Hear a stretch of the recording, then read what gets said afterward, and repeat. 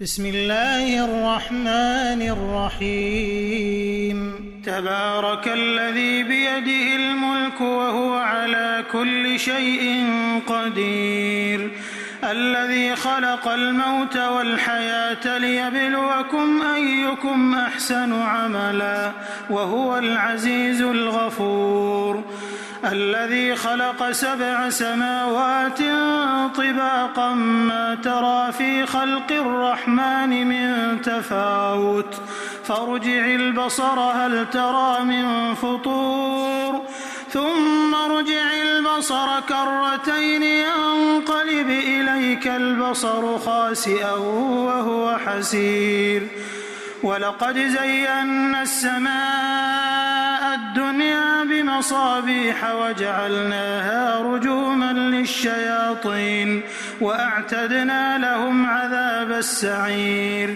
وللذين كفروا بربهم عذاب جهنم وبئس المصير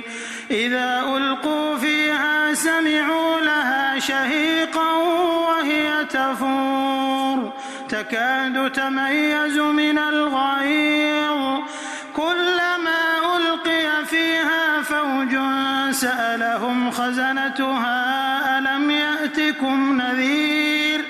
قالوا بلى قد جاءنا نذير فكذبنا وقلنا ما نزل الله من شيء إن أنتم إلا في ضلال كبير وقالوا لو كنا نسمع أو نعقل ما كنا في أصحاب السعير فاعترفوا بذنبهم فسحقا لأصحاب السعير إن الذين يخشون ربهم بالغيب لهم مغفرة وأجر كبير وأسروا قولكم أو اجهروا به إنه عليم بذات الصدور ألا يعلم من خلق وهو اللطيف الخبير هو الذي جعل لكم الأرض ذلولا فامشوا في مناكبها وكلوا من رزقه وإليه النشور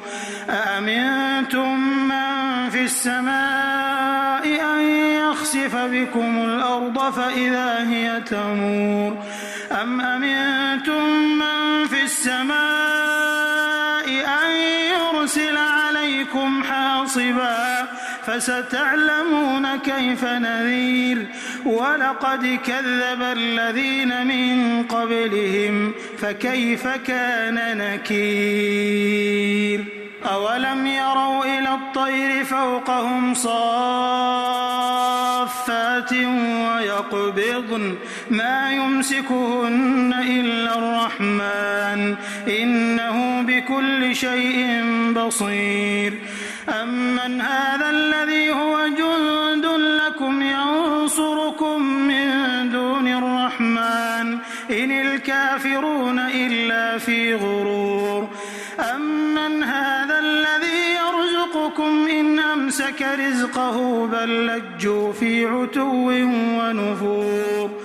أفمن يمشي مكبا على وجهه أهدى أمن يمشي سويا على صراط مستقيم قل هو الذي أنشأكم وجعل لكم السمع والأبصار والأفئدة قليلا ما تشكرون قل هو الذي ذرأكم في الأرض وإليه تحشرون ويقولون متى هذا الوعد إن كنتم صادقين قل إنما العلم عند الله وإنما أنا نذير مبين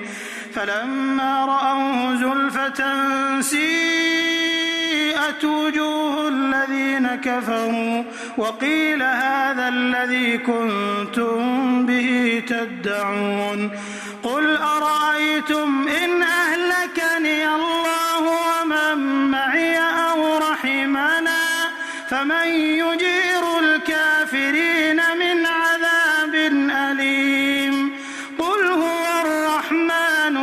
آمنا به وعليه توكلنا فستعلمون من هو في ضلال مبين قل أرأيتم إن أصبح ماؤكم غورا فمن يأتيكم بماء